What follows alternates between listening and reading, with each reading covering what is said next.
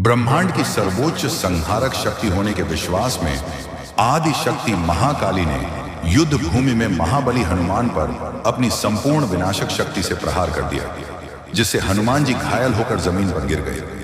ये वही महाकाली थी जिनके प्रलयंकारी संहार नृत्य से तीनों लोकों में हाहाकार मचाता था।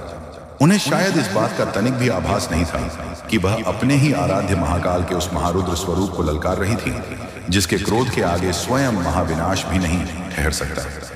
ये वही महाकाली थी जिनके प्रलयंकारी संहार नृत्य से तीनों लोकों में हाहाकार मच जाता था। जब भी वे अपना प्रचंड स्वरूप प्रकट करती तो दिशाएं कांप उठती और देवता, असुर तथा स्वयं काल भी उनके तेज के आगे नतमस्तक हो जाते। दरअसल यह उस समय की बात है जब माता सीता ने एक महाअसुर का संहार किया था, पर उस असुर के रक्त का पान करने से उनका क्रोध शांत होने के बजाय महाकाली के प्रचंड रूप में बदल गया और वह महाविनाशक तांडव करने लगी। इस तांडव को रोकना जरूरी था, पर यह कोई साधारण क्रोध नहीं था। यह हनुमान जी के जीवन की सबसे बड़ी अग्नि परीक्षा थी, जहां उन्हें अपनी ही आराध्य मां के विरुद्ध खड़ा होना पड़ा। इस टकराव को टालना लगभग असंभव था, क्योंकि एक तरफ सृष्टि को बचाने का धर्म था और दूसरी तरफ स्वयं आदिशक्ति का महाप्रलयंकारी क्रोध। इस प्रकार पवन पुत्र हनुमान नियति के एक ऐसे विकट धर्म संकट में आबद्ध हो गए जिसकी उस क्षण किसी को कल्पना तक न थी। ये एक ऐसा रहस्य था जो काल के गर्भ में छिपा था।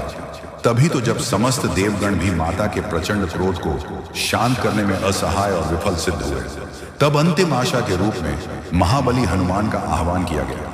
हनुमान यह भली भांति जानते थे कि यह कोई साधारण रोष नहीं, अपितु उसी मां का प्रलयंकारी क्रोध था जिसने कभी उन्हें अपने हृदय का सबसे प्रिय रक्षक होने का गौरव प्रदान किया था। यह उस समय की बात है जब रावण के भाई अहिरावण ने अपनी कुलदेवी महाकाली को प्रसन्न करने के लिए राम लक्ष्मण की बलि देने का निश्चय किया था। तब हनुमान जी ने न सिर्फ पंचमुखी रूप धरकर अहिरावण का वध किया, बल्कि उसका सिर देवी को बलि के रूप में चढ़ाकर उन्हें प्रसन्न भी किया था, जिससे प्रसन्न होकर महाकाली ने हनुमान को अपना क्षेत्रपाल यानी द्वारपाल नियुक्त किया था। इसी विश्वास ने हनुमान जी को उस विनाश स्थल पर जाने के लिए प्रेरित किया। जैसे ही वह वहां पहुंचे, उन्होंने देखा कि सारे देवता भयभीत हैं, पर आगे कुछ ऐसा हुआ जिसकी कल्पना हनुमान जी ने सपने में भी नहीं की थी। असल में माता के क्रोध ने उनके चारों ओर एक ऐसा विनाशकारी ऊर्जा कवच बना दिया था कि कोई उनके पास भी नहीं जा सकता था। हनुमान जी ने पहले उन्हें प्रणाम किया, पर जैसे ही उन्होंने आगे बढ़ने की कोशिश की, जैसे ही हनुमान जी युद्ध भूमि में पहुंचे, उन्होंने देखा कि माता महाकाली अपने पूर्ण रौद्र रूप में है।